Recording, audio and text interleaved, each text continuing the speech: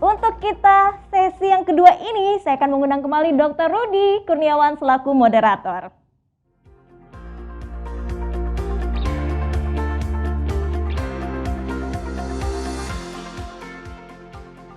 Ketemu lagi Halo, kita. iya, halo Mbak Karina. Oke, tetap semangat dong dok di sesi kedua. Harus dong ya, masih panjang kita sesinya, masih menarik-menarik juga. Oke, kalau begitu silakan dokter. Oke, terima kasih. Jadi selamat siang Bapak Ibu semua. Kembali lagi berjumpa saya dalam sesi kedua ini dengan topik diskusi dan sharing adalah Act Now, Detect, Treat, and Harvest Your Health. Jadi masa pandemi ini kita telah akrab dengan istilah tes baik antigen, PCR sebagai tes untuk mendeteksi awal adanya virus COVID-19. Nah, dengan beragam tantangan kesehatan di masa depan yang kita juga belum ketahui, sebenarnya penting bagi kita semua untuk dapat mengubah cara pandang kita bertindak untuk melakukan deteksi dini daripada terlambat. Nah, karena dengan penanganan dini itu adalah kunci keberhasilan dari pengendalian suatu penyakit. Tentunya untuk mendapatkan informasi yang lebih mendalam sudah hadir bersama kita adalah Dr. Maderatna Saraswati, SPPD KMD Finasim. Jadi Dr. Maderatna Saraswati ini SPPD KMD Finasi menempuh pendidikan spesialis di Fakultas Kedokteran Universitas Udayana dan menyelesaikan subspesialis di bidang endokrinologi, metabolisme, dan diabetes tahun 2011. Beliau melanjutkan pendidikan doktor dan meraih gelar doktor di Medical Science Universitas Udayana tahun 2015. Saat ini beliau bekerja sebagai staf divisi endokrin dan metabolik Departemen Ilmu Penyakit Dalam Fakultas Kedokteran Universitas Udayana dan Rumah Sakit Sanglah, Denpasar, Bali. Dr. Ratna juga aktif di berbagai training seperti di Royal Adelaide, Australia, kemudian Diabetes Young Scientist Training Course, Perugia, Italia, kemudian Rising Star Program Advanced in Diabetes di Belgia, dan Steno Diabetes Center, Copenhagen, Denmark, dan masih banyak lagi pelatihan yang tidak dapat kami sebutkan satu persatu. Oleh karena itu, langsung kita panggil Dr. Ratna ke dalam layar.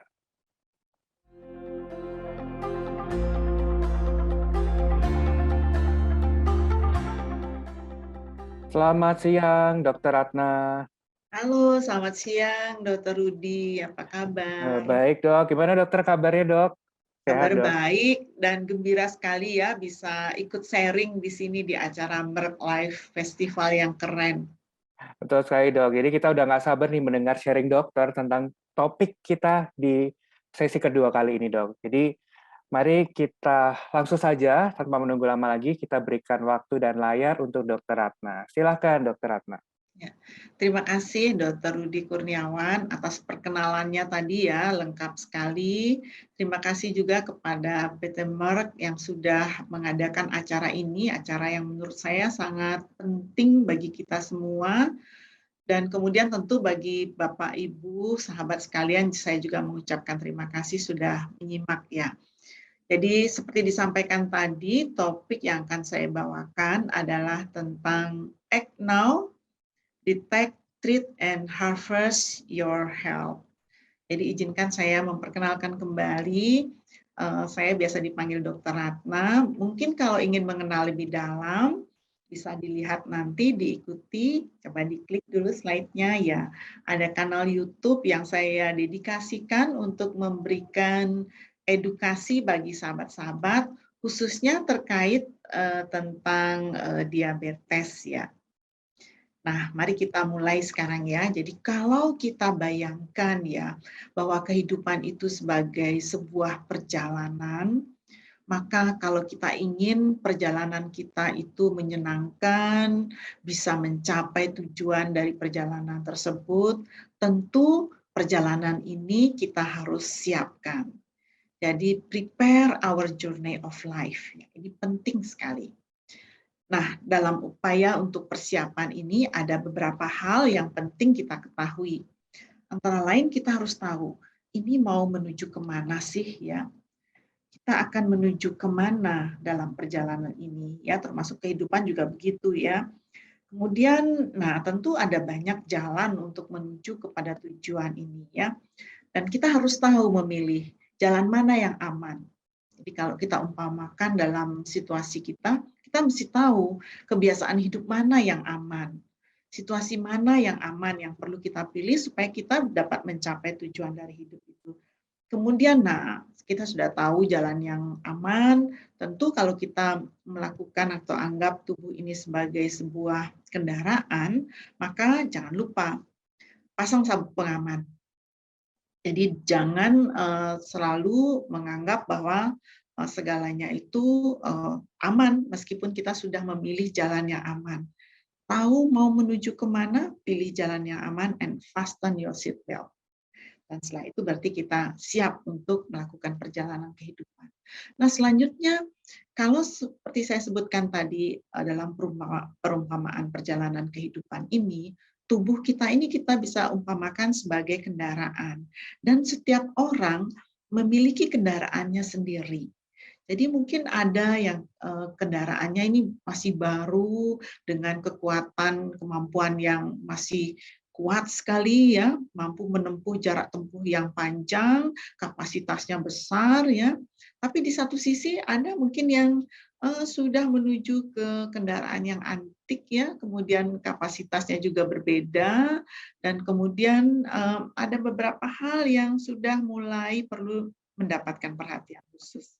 Nah, apapun kendaraan yang kita miliki, yang penting adalah kita tahu betul ini kendaraan kita ini seperti apa. Know yours dan kemudian prepare. Kita kan sudah tahu nih kita mau menuju kemana, maka persiapkan dengan baik kendaraan kita ini. Nah, Bapak Ibu, sahabat sekalian, hari ini saya akan mengajak kita semua dalam sebuah perjalanan, kita akan mencoba mengenal lebih jauh tentang bagaimana itu personalized medicine terkait dengan situasi kesehatan kita, kemudian bagaimana kita melakukan identifikasi risiko. Identifikasi dan juga stratifikasi risiko.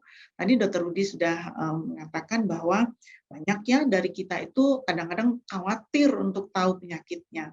Padahal deteksi dini itu penting ya. Early diagnosis itu penting. Mengapa demikian? Karena jauh lebih mudah untuk penata laksanaan. Dan terakhir kita ingin melihat nanti bagaimana kita melakukan pencegahan penyakit. Yuk kita mulai dengan personalized medicine ya. Nah, Bapak Ibu sekalian, ketika kita lahir, kita membawa faktor genetik yang kita warisi ya dari kedua orang tua, sebagian dari ayah dan sebagian dari ibu. Faktor genetik yang kita warisi ini kita bawa sepanjang kehidupan ya, jadi menuju remaja, kemudian dewasa, kemudian sampai pada usia tua. Jadi faktor genetik ini tidak berubah. Kita sudah sekali terima, kita akan bawa terus-menerus. Dan di dalam perjalanan kehidupan ini, faktor genetik ini nanti akan berhadapan dengan kebiasaan hidup kita. Ya, di samping itu juga tentu kita berada di suatu lingkungan, dan lingkungan ini akan memberikan pengaruh bagi kesehatan kita. Nah, untuk mengetahui faktor genetik yang kita bawa ini ya, apakah ada sesuatu ya di dalam gen yang kita bawa ini yang memberikan kita resiko untuk mendapatkan suatu keadaan kesehatan atau penyakit tertentu? Sebenarnya sekarang kita sudah bisa lakukan genomic testing itu. Nah, Bapak Ibu sekalian, genomic testing seringkali mudah disebutkan ya, tetapi sebenarnya juga ini pemeriksaan yang tidak selalu bisa dijangkau terkait karena saat ini harganya mungkin masih mahal, jadi belum betul-betul kita bisa terapkan. Dan personalized medicine ini sesuatu yang penting, tetapi dalam kenyataannya mungkin secara keseluruhan, secara umum itu masih belum betul-betul kita bisa terapkan dengan baik. Nah, selanjutnya apa yang kita bisa lakukan ya? Kalau kita sudah tahu nih kita ada faktor risiko dari sisi genetik. Nah, kita perlu identifikasi. Identifikasi risiko dan kemudian mengetahui juga seandainya kita dengan suatu penyakit tertentu, stratifikasi atau mengetahui seberapa berat sih kita berisiko untuk mengalami suatu penyakit dan kemudian bagaimana kira-kira kalau dengan suatu penyakit ini luaran atau outcome-nya. Nah, yuk kita lihat lagi satu persatu ya. Saya akan mencoba membawa Bapak Ibu sekalian kepada identifikasi risiko, kita coba nanti melihat satu penyakit yaitu tentang diabetes. Tetapi secara umum sebenarnya kita bisa pahami bagaimana kita membuat identifikasi risiko ini adalah berdasarkan studi epidemiologi. Studi epidemiologi ini maksudnya mempelajari tentang kejadian suatu penyakit berdasarkan data-data epidemiologi. Antara lain misalnya dari sisi ras, dari sisi etnis, dari sisi jenis kelamin, usia, dan kemudian lifestyle atau kebiasaan hidup. Dan kemudian setelah orang mempelajari penyakit ya, berbagai penyakit dan perjalanannya, kita juga mendapatkan data-data bagaimana perjalanan penyakit ini. Faktor-faktor apa saja yang terlibat dalam suatu penyakit yang menyebabkan outcome atau luarannya mungkin menjadi lebih berat, atau mungkin yang mana saja faktor risiko yang menyebabkan luarannya menjadi lebih ringan. Ini yang kita sebut dengan risk stratification dan kemudian risk calculation untuk mengetahui outcome atau luaran suatu penyakit. Nah, di era saat ini di mana semuanya itu sudah sangat computerized dan mempergunakan AI, artificial intelligence juga banyak, ada banyak data-data yang bisa kita manfaatkan. Dan big data ini memberikan juga kemudahan bagi kita untuk melakukan risk stratification maupun risk identification. Nah, Bapak Ibu, sahabat sekalian, tadi di awal Dr. Rudi sudah mengatakan ya, bahwa sekarang ini kita berhadapan dengan pandemi COVID-19. Pandemi COVID-19 ini saya yakin banyak memberi pengaruh dan dampak bagi kita, dampak kesehatan, maupun dampak yang lain ya, dampak ekonomi juga, dampak kehidupan sosial dan sebagainya. Saya sendiri juga mengalami ya atau mendapatkan dampak ini, kehilangan orang-orang terdekat, orang yang kita sayangi, mungkin sebagian teman sejawat juga terkena dampak dari pandemi COVID-19. Tapi tahukah Bapak Ibu atau sahabat sekalian juga, sadarkah kita bahwa sebenarnya jauh sebelum pandemi COVID-19 ini kita punya silent epidemic yang sebenarnya juga sama mematikannya, bahkan disebutkan 3 kali lipat. Ya, hanya memang tidak seakut atau tidak semendadak dari COVID-19. Coba kita cari tahu yuk, diklik satu, apa sih silent pandemic itu? Ya, diabetes. Diabetes ini adalah silent epidemic yang sebenarnya kita sudah tahu ada di sekitar kita, dan karena efeknya yang tidak akut ini ya, orang seringkali abai. Nah, kita nanti akan lihat lebih detail terkait dengan diabetes ini. Kita lihat lagi lebih lanjut. Nah, mari kita belajar dari negara-negara besar ya yang kita sudah amati bersama, antara lain seperti misalnya Amerika, nanti kita juga lihat Eropa, dan kita lihat juga secara global serta bagaimana kita di sini ya. Nah, untuk epidemi diabetes ini di Amerika melalui CDC-nya itu sudah memberikan informasi bagi masyarakat terkait dengan faktor risiko. Faktor risiko untuk mengalami prediabetes, diabetes tipe 2, tipe 1, dan juga diabetes gestasional. Jadi mereka mempersiapkan informasi-informasi yang bisa dilihat oleh masyarakat, ya, diunduh juga dan diikuti, dibaca oleh masyarakat. Hanya saja mungkin informasi ini tidak selalu dengan serta-merta bisa sampai ya, perlu sedikit effort juga dari masyarakat untuk mengunjungi laman ini, kemudian melihat atau membaca dan kemudian menerapkannya. Nah, itu tadi di Amerika. Kita lanjut lagi, coba lihat yuk di negara yang lain. Nah, di UK, ini Eropa ya, UK, United Kingdom atau Inggris, negara yang sudah maju ini ya. Ini juga mereka menyiapkan laman yang didedikasikan untuk pencegahan diabetes ini. Dan di dalam laman ini kalau kita lihat itu ada banyak informasi-informasi yang sederhana tapi penting. Misalnya di sini disebutkan tentang faktor risiko diabetes pada sisi usia di atas 40 tahun, kemudian ada faktor risiko dari sisi genetik, dari sisi ras, tekanan darah dan berat badan, dan ini bisa mudah diakses. Nah, coba kita lanjutkan lagi. Nah, di dalam laman ini juga kita bisa hitung stratifikasi. Hanya mungkin kalau kita langsung aplikasikan untuk kita sendiri mungkin kurang pas ya, karena kita ada perbedaan dari sisi ras dan kemudian berat badan dan seterusnya. Nah, kita lihat lagi berikutnya dari laman IDF. Kalau IDF ini International Diabetes Federation. Nah, di dalamnya juga sangat detail ditunjukkan tentang faktor risiko diabetes. Kita coba lihat lebih detail yuk, apa saja faktor risikonya. Nah, beberapa faktor risiko yang terkait dengan diabetes mellitus tipe 2, di sini disebutkan antara lain adanya riwayat keluarga dengan diabetes, kemudian berat badan yang berlebih, kemudian yang lain lagi adalah unhealthy diet atau pola makan yang tidak sehat, physical inactivity juga atau gaya hidup yang kurang aktivitas. Nah, kalau kembali ke cerita saya tentang genetik tadi, family history of diabetes itu kan berarti kita tidak bisa banyak berbuat ya, sama seperti faktor genetik, ini kita sudah warisi. Tidak banyak yang kita bisa lakukan untuk mengubah, atau lebih tepatnya mungkin kita tidak bisa berbuat apa-apa ya, kita sudah warisi. Nah, misalnya orang tua dengan diabetes, sama ya, saya juga membawa faktor risiko itu, orang tua dan dengan diabetes. Nah, tetapi yang lain faktor risiko seperti misalnya overweight, unhealthy diet, physical inactivity, ini bukan warisan, ini adalah pilihan.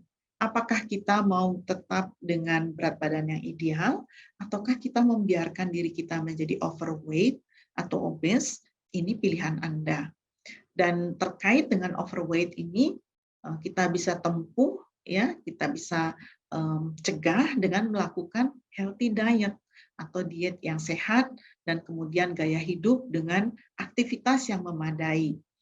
Kalau kita lihat lagi lebih detail tentang faktor risiko ini masih banyak ya, masih cukup banyak di dalamnya, antara lain peningkatan usia, kemudian apakah ada atau tidaknya hipertensi, kalau wanita apakah ada atau tidak riwayat pernah melahirkan bayi yang berat badannya lebih dari 4 kg misalnya, atau wanita yang pernah mengalami PCOS. Nah, seperti saya ceritakan tadi bahwa faktor risiko ini tidak diramalkan begitu saja ya.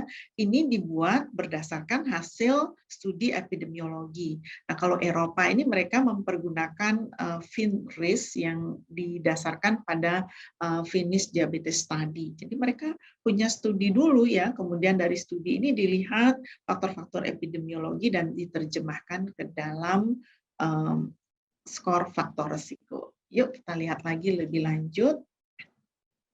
Nah, saya coba ya, karena ini laman IDF kan kita bisa coba masuk ya, dan mungkin Bapak Ibu sahabat juga kalau mau boleh dicoba ini, kita menghitung faktor risiko ya. Tes untuk mengetahui faktor risiko diabetes. Yang pertama yang ditanyakan itu adalah usia. Ini masuk, ini usia saya ini ketahuan di sini ya. Kita klik usia antara 45 sampai 54 tahun ya.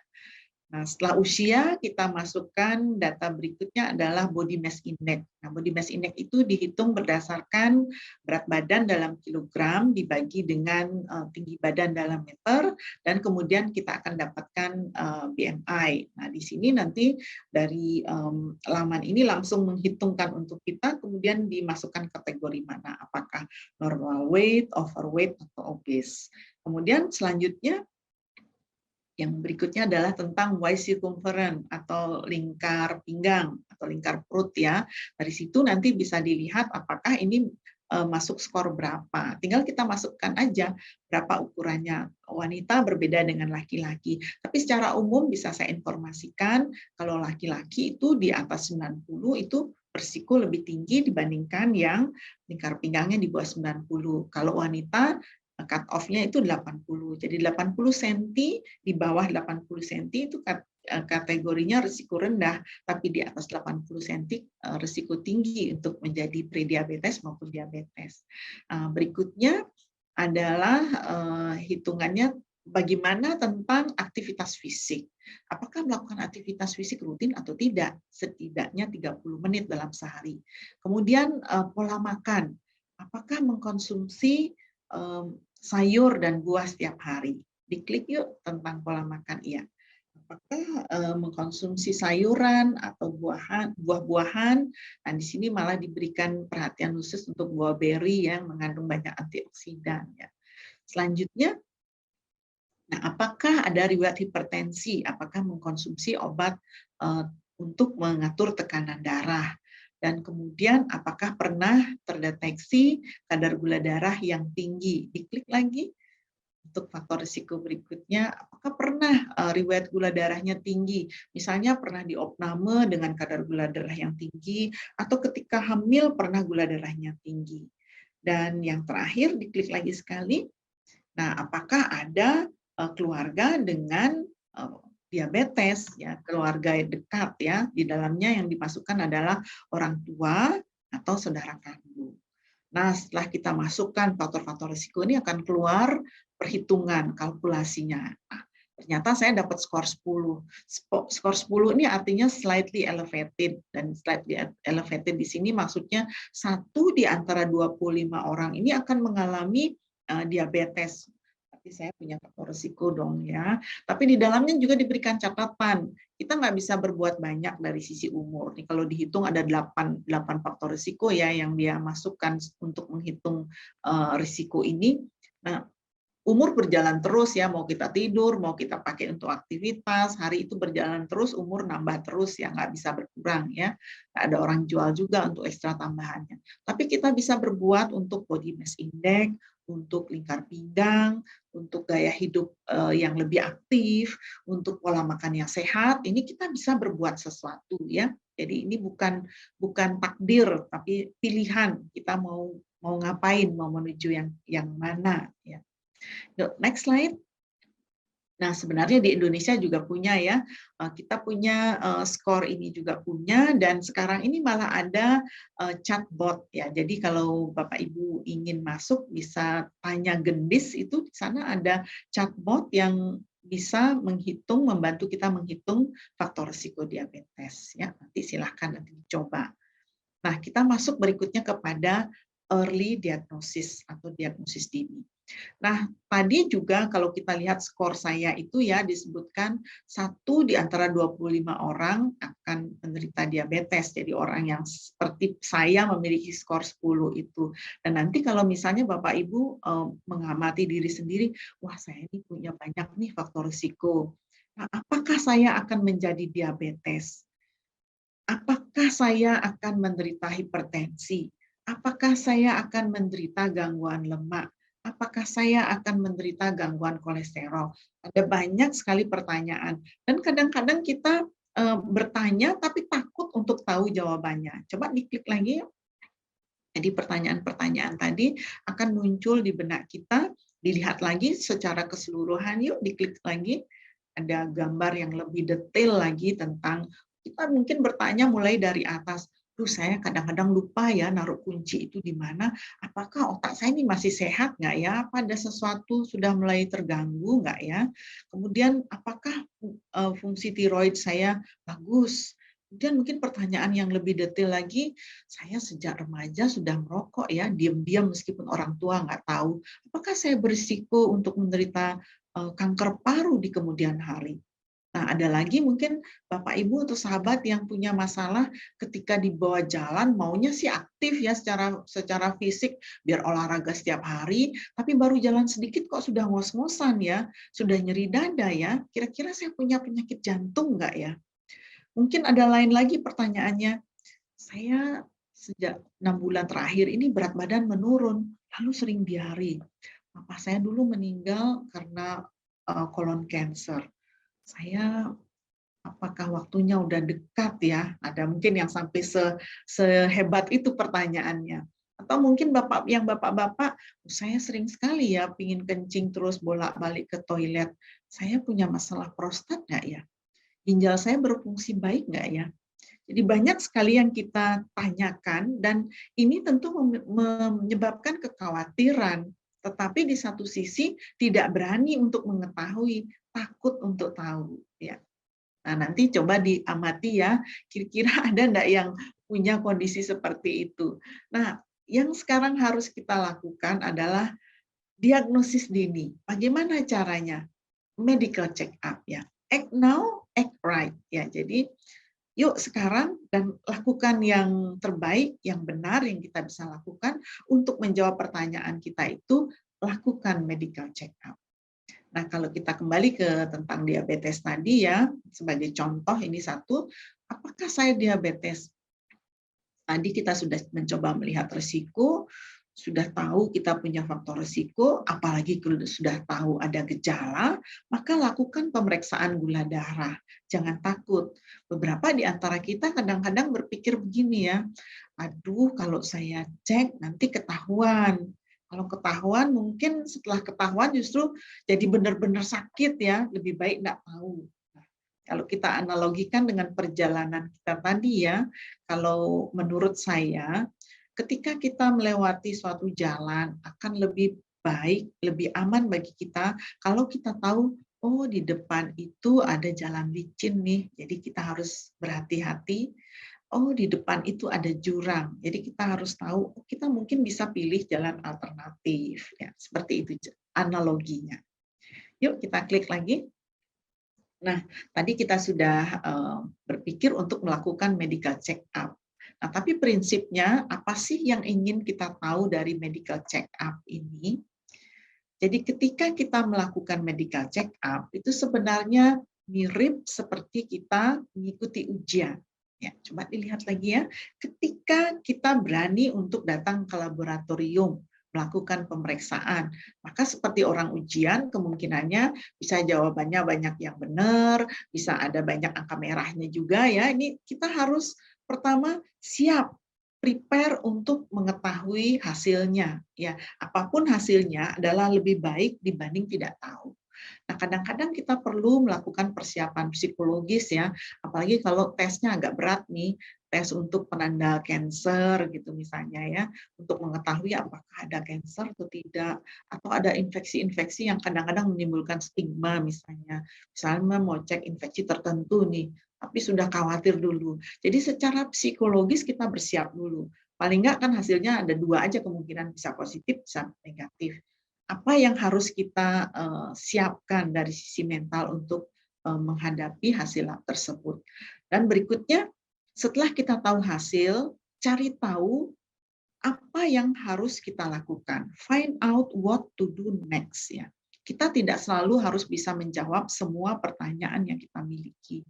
Kita bila diperlukan berkonsultasi kepada dokter, berkonsultasilah kepada orang yang mengerti, orang yang kita tahu memahami betul dan bisa memberikan nasihat terbaik bagi kita.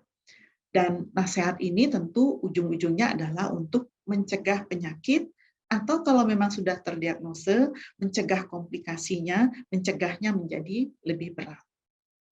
Nah, berikutnya, kalau kita lihat lagi kembali ke diabetes ya, kita lihat perjalanan dari diabetes ini, natural history dari diabetes. Sebenarnya seseorang ketika terdiagnosa suatu penyakit, ini hanya contoh ya untuk diabetes, tapi sebenarnya juga berlaku untuk semua penyakit. Dia tidak tiba-tiba menjadi sakit. Ada fase-fase di mana sebenarnya sudah ada warning, sudah ada sign, tapi kita sering mengabaikan ya. Ketika orang masih di awal-awal dari diabetes, itu biasanya dia akan mengalami resistensi insulin atau kondisi pre-diabetes.